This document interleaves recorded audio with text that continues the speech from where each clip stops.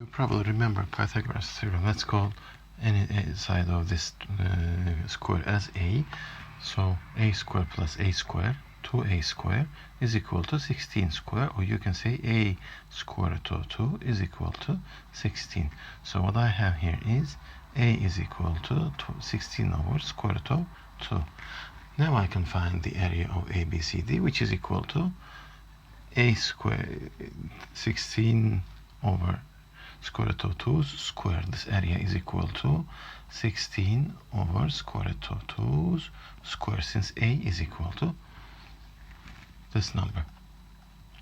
That is equal to 256 here divided by 2, which is equal to 128. Our square is 4 times a side. Therefore, I can see that a is equal to 40 over 4, that is equal to 10. So each side is equal to 10. And the area of that square is equal to, again, a square, that is equal to 10 square, which is 100. This side is 5, since this is right angle, and all these are equal to each other. Each of these halves are equal to 5. Therefore, one side is equal to 5 square, for the square root of 5 square plus 5 square. So this is equal to 5 square root of 2. One side is equal to 5 square root of 2. And the area is the square of 5 square root of 2, which is equal to 50 units. For the triangle DAB here, which is this triangle, as you probably had seen, this triangle CEB is 1/4 of this square, and the DAB is half of that square. Therefore, the area of DAB is equal to twice the area of CEB.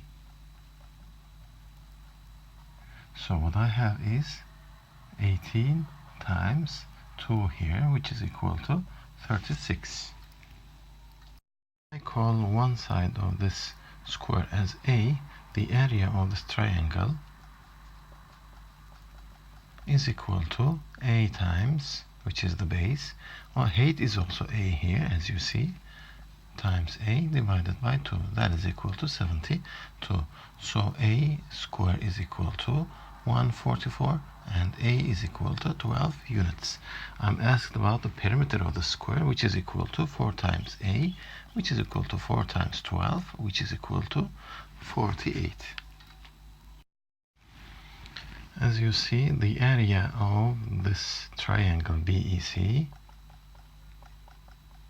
is only quarter of the area of the square, which is, say, one side is equal to A, that is equal to A square over 4, and this is equal to 25, because I have 1, 2, 3, 4 identical triangles.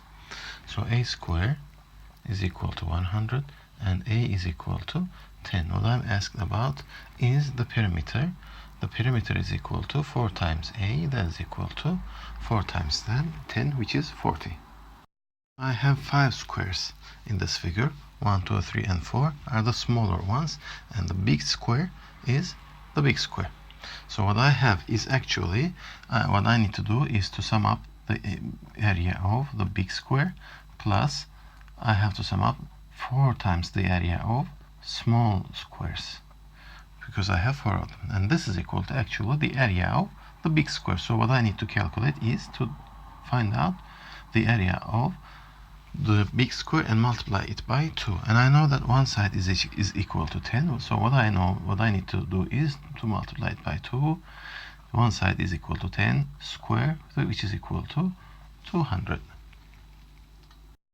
Let's call one side of the small square as A and the other square side as B. So what I have in my hand is actually equal to A square over B square is equal to 144 over 225. Therefore, what I have when I take the squares of both sides is equal to 12 over 15, which is equal to A over B. What they are asking to me is the ratio of the perimeters, which is equal to 4A over 4B, which is equal to, again, A over B that I had found, 12 over 15.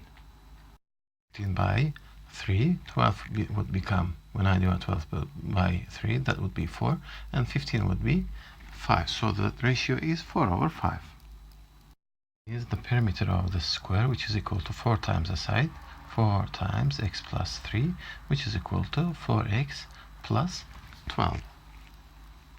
And the area of the square is x plus 3's square, which is equal to x squared plus 6x plus 9.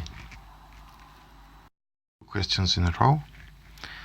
I'm given that the perimeter of a square is equal to 6 centimeters, and this is equal to actually 4a. Say one side is equal to a. So one side of the square would be equal to, when I divide each side by 4, is equal to 6 over 4, or 3 over 2 centimeters. Continuing to, this is the answer for question 11. Continuing for the 12th question, which is the area. Area is equal to a square now, which is equal to 3 over 2 square. That comes out to be 9 over 4. And this is the answer for question number 12.